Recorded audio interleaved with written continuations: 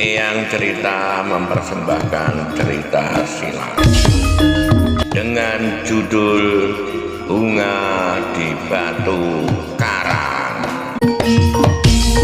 Cerita silat fiksi ini berlatar belakang Kemelut Kasunanan Surakarta. Selamat membaca dan mendengarkan. Bagaimana kabar penggemar BDBK semuanya? Eyang doakan semua dalam keadaan sehat dan dilancarkan rezekinya. Mari kita dengarkan cerita silat ini. Bunga di Batu Karang. Episode 9 Bab 6. Tetapi ia tidak dapat berbuat apa-apa lagi. Meskipun ia masih juga berusaha beringsut mendekati kuda itu, namun hasilnya sangat diragukannya sendiri. Apalagi ketika ia melihat justru Mandra lah yang semakin lama menjadi semakin terdesak. Siapapun yang menang, aku akan mengalami nasib yang jelek sekali, berkata Rudira pula di dalam hatinya. Sepercik penyesalan merayapi jantungnya. Namun kini agaknya telah terlambat. Dalam pada itu, seperti yang dilihat oleh Raden Rudira, sebenarnya lah Mandra yang juga bertubuh raksasa seperti Sura itu mulai terdesak. Meskipun Ki Dipanala bertubuh lebih kecil dan umurnya lebih tua, tetapi ia ternyata masih cukup lincah. Dengan penuh kesadaran, Ki Dipanala menghindari setiap benturan senjata. Bukan saja karena senjata Mandra lebih besar dan panjang, namun Ki Dipanala pun sadar bahwa kekuatan Mandra tentu jauh lebih besar. Sehingga dengan demikian Dipanala memusatkan perlawanannya pada kepercayaan terhadap kecepatannya bergerak. Semakin lama Mandra yang marah itu justru menjadi semakin terdesak. Ki Dipanala membuatnya bingung karena ketangkasannya. Setiap kali Mandra yang garang itu kehilangan lawannya. Namun dengan senjatanya yang lebih panjang, maka ia masih tetap berhasil melindungi dirinya. Bahkan setiap kali senjatanya yang panjang itu masih juga berbahaya bagi Ki Dipanala.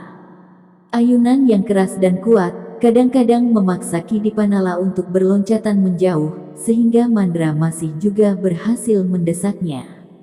Tetapi sejenak kemudian keris di tangan Ki Dipanala itu bagaikan berubah menjadi berpuluh-puluh jumlahnya, berdesing di sekitarnya, seperti sekelompok lebah yang berterbangan menyerang bersama. Namun semakin lama semakin nyata, bahwa Ki Dipanala yang tua itu memiliki beberapa kelebihan dari Mandra. Ki Dipanala yang menyadari bahwa perkelahian itu akan memakan waktu, maka ia tidak menghabiskan segenap tenaganya sekaligus. Dengan demikian, maka ketika Mandra menjadi semakin terengah-engah diganggu oleh pernafasannya, Ki Dipanala masih tetap bertahan. Dan itulah sebabnya maka Mandra semakin lama menjadi semakin terdesak, dan bahkan hampir kehabisan tenaga.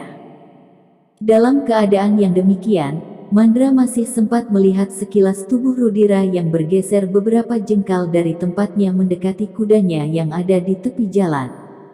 Kuda itu sama sekali tidak menghiraukan apakah yang sedang terjadi beberapa langkah daripadanya. Tiba-tiba saja timbul niatnya yang licik. Karena ia tidak melihat kemungkinan lagi untuk mengalahkan Ki Dipanala, maka Raden Rudira akan dapat dipakainya sebagai perisai jika ia berhasil menguasainya. Ia menyesal bahwa ia terpancing oleh sikap Ki Dipanala dan melepaskan Raden Rudira.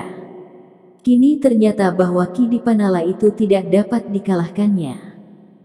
Sambil bertempur, perlahan-lahan Mandra bergeser mendekati Raden Rudira yang terbaring lemah.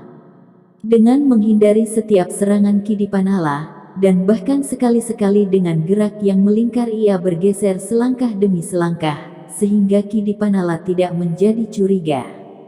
Ki Dipanala hanya menganggap bahwa Mandra semakin lama telah semakin terdesak olehnya, sehingga karena itu, maka Ki Dipanala pun berkata, "Mandra, masih ada kesempatan bagimu untuk menyerah.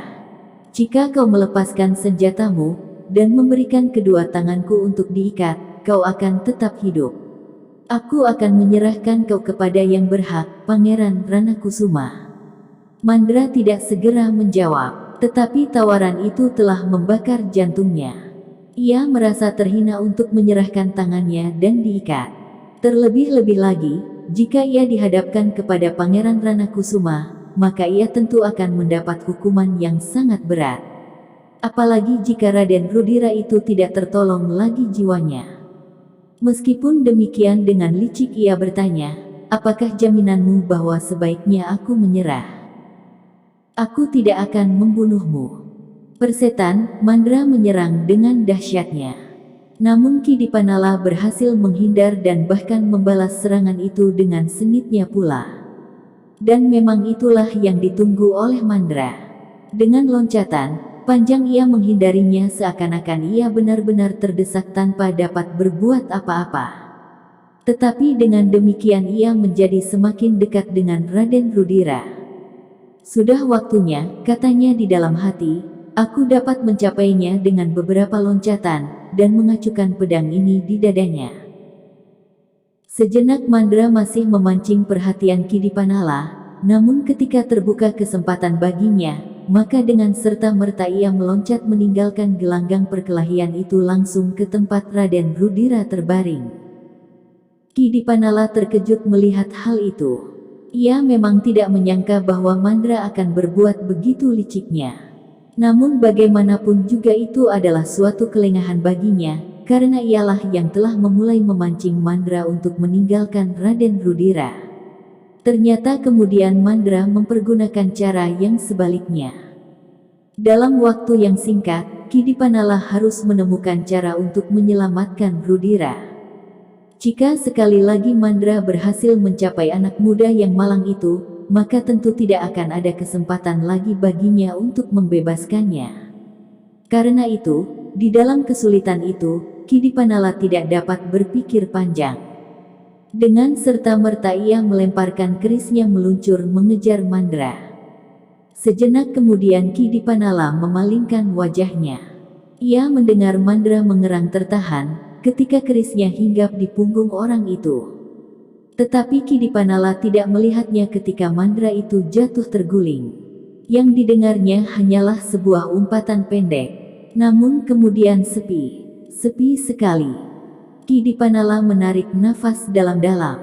Kini ia melangkah mendekati Mandra yang sudah menjadi mayat.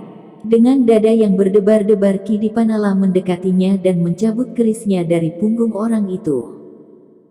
Aku telah membunuh lagi, desis Ki Dipanala perlahan-lahan, tanpa aku kehendaki, aku telah membunuh beberapa orang tidak di peperangan. Sejenak Ki Dipanala berdiri mematung. Namun sejenak kemudian sambil menjinjing kerisnya yang berlumuran darah ia berjalan perlahan-lahan mendekati Rudira yang masih saja berusaha beringsut mendekati kuda Mandra yang terikat di pinggir jalan. Dalam keremangan malam Rudira melihat Ki Dipanala melangkah setapak demi setapak mendekatinya dengan keris telanjang di tangannya. Langkah itu terasa bagaikan hentakan yang dahsyat sekali memukul dadanya. Setiap langkah rasa-rasanya sebuah tulang iganya menjadi patah. Sejenak kemudian Ki Dipanala itu berdiri tegak di sisi tubuh Raden Rudira yang terbaring. Rasa-rasanya Ki Dipanala yang tidak sebesar Mandra itu bagaikan seorang raksasa yang berdiri tegak dengan kokohnya. Kakinya yang kuat itu siap menginjak dadanya sehingga tulang belulangnya akan remuk menjadi debu. Sejenak suasana menjadi tegang. Namun sejenak kemudian, hampir di luar dugaannya, Raden Rudira melihat Ki Dipanala itu berjongkok di sampingnya setelah menyarungkan kerisnya. Bahkan ketika ia mendengar Ki Dipanala itu berkata, suaranya tidak sekeras guruh yang menyambar telinganya. Kalanya, luka Raden cukup parah.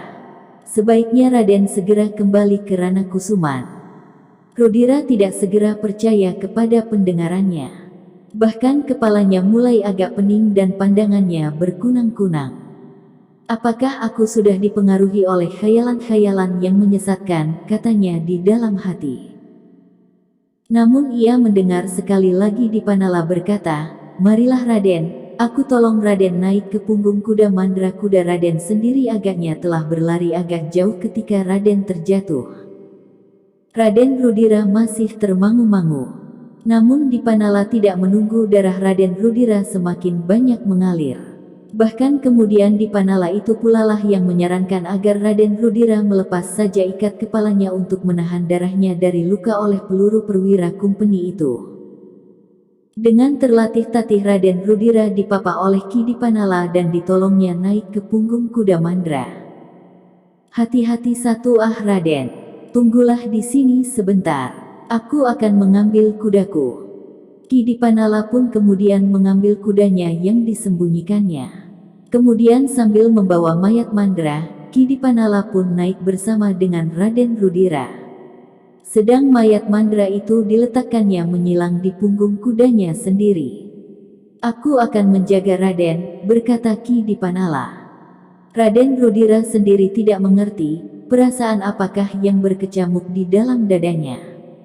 Bahkan ia masih saja dibayangi oleh prasangka bahwa tiba-tiba saja Dipanala itu akan menusuk lambungnya dari belakang. Tetapi hal itu ternyata tidak terjadi. Dengan tanpa mengalami gangguan di perjalanan mereka pun kemudian mendekati Regol Ranakusuman. Ketika regol itu terbuka, maka para penjaganya menjadi sangat terkejut karenanya. Mereka melihat Raden Rudira yang lemah dilayani oleh Ki Dipanala, sedang di punggung kuda yang lain mereka melihat mayat Mandra tergantung menyilang. Sejenak para penjaga regol itu menjadi termangu-mangu. Namun sejenak kemudian pemimpin peronda itu dengan serta-merta mengacukan tombaknya ke dada Ki Dipanala sambil berkata, "Ki Dipanala, apakah yang sudah kau lakukan? Apakah kau membunuh Mandra dan melukai Raden Rudira?" Sebelum Ki Dipanala menjawab, maka beberapa orang pengawal yang lain telah mengacukan senjata mereka pula mengelilingi Dipanala yang masih duduk di punggung kudanya. Sejenak Ki Dipanala menjadi tegang. Bahkan ia pun menjadi cemas. Jika Raden Rudira yang sudah akan membunuhnya itu ingkar, dengan sepatah kata saja, anak muda itu akan dapat membunuhnya di regol itu dengan meminjam tangan dan senjata para penjaganya. Karena itu, maka dadanya pun segera bergolak. Dipandanginya para penjaga itu seorang demi seorang. Mereka tentu pernah mendengar bahwa Raden Rudira sangat membencinya. Sejenak mereka yang ada di regol itu dicengkam ketegangan. Senjata para penjaga regol itu benar-benar sudah siap menembus tubuh Ki Dipanala jika mereka mendengar perintah Raden Rudira, karena para penjaga itu akan dapat menyebut beberapa alasan kenapa mereka melakukannya. "Keputusan terakhir dari persoalan ini ada pada Raden Rudira," berkata Ki Dipanala di dalam hatinya. Ia sudah tidak sempat berbuat apa-apa lagi. Mengancam Raden Rudira pun ia sudah tidak dapat melakukannya, karena begitu tangannya bergerak mencabut kerisnya, maka tombak para penjaga itu pasti sudah menembus tubuhnya. Sejenak Ki Dipanala menunggu dengan tegangnya. Dadanya bagaikan berhenti berdetak ketika ia merasakan gerak Raden Rudira yang perlahan-lahan mengangkat kepalanya yang lemah. "Kami menunggu perintah Raden," berkata pemimpin penjaga itu. Nafas Raden Rudira menjadi semakin terengah-engah. Tetapi ia masih mencoba berkata, "Minggir, minggir semua. Jangan menahan kami lebih lama lagi, supaya aku tidak terlanjur mati sebelum aku bertemu dengan ayahanda." Para penjaga regol itu terkejut. Mereka kurang yakin akan pendengarannya, sehingga karena itulah mereka menjadi ragu-ragu. Namun sekali lagi mereka mendengar suara Raden Rudira yang dalam, "Minggir, minggir sebelum aku mati." Para penjaga regol itu pun segera bergeser surut dengan wajah yang tegang. Namun mereka tidak dapat berbuat lain.